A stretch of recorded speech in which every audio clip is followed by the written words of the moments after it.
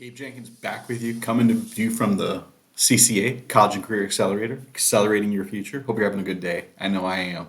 Want to talk to you about assignment number 2, SolidWorks assignment number 2. This is going to be just the quick overview video. You're going to be doing this as your second shape for your SolidWorks career, which is pretty exciting. SolidWorks assignment number 1 was very straightforward. It had you doing really only using one tool, which was the extrude boss base tool. So you're doing sketches and extruding them to take two-dimensional solids and turning them into three-dimensional shapes. And the key thing I wanted you to understand with that was not only just how to use the extrude boss base tools, it was to begin to think about how do you construct a more complex shape, just building it up one feature at a time. Sketch, make it into a feature. Sketch, make it into a feature. Sketch, make it into a feature.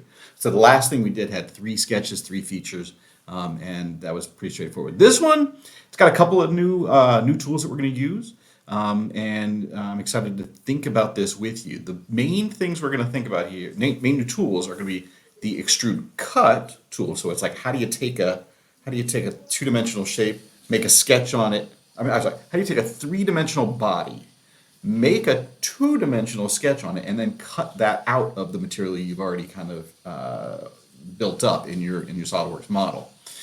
So we're gonna, as you're just kind of looking at it, we're gonna build up this big shape first. We're gonna cut out these little circles here. These are gonna be through holes that you see here and here.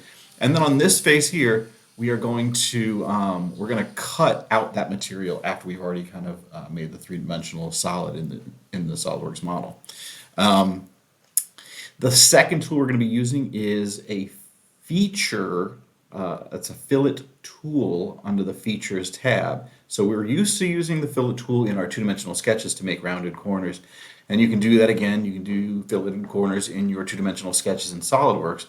But say you've already created a 3-dimensional shape and you wanted to just fillet the corner of a 3-dimensional shape, you can do the same thing here. So just like we did it, we could do it in a 2-dimensional profile if we wanted to, but if we've already built up this shape to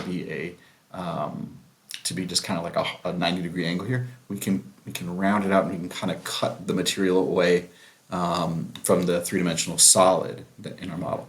Same thing here. Down at the bottom, we have a little filleted interior kind of bottom edge. The bottom circle of that cutout feature is going to be filleted as well.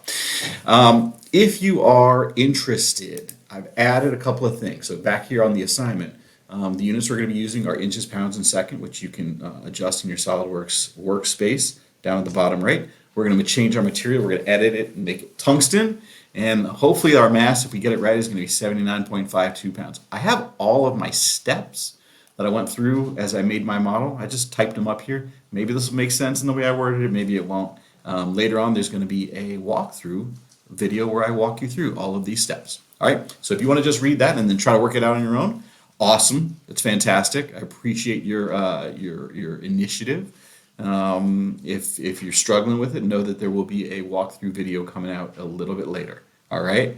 So sketch tools are going to be the same, but new features tool we're going to add are going to be the extrude cut, and we're going to add the fillet our 3-dimensional feature. All right. So new tools, new things to learn.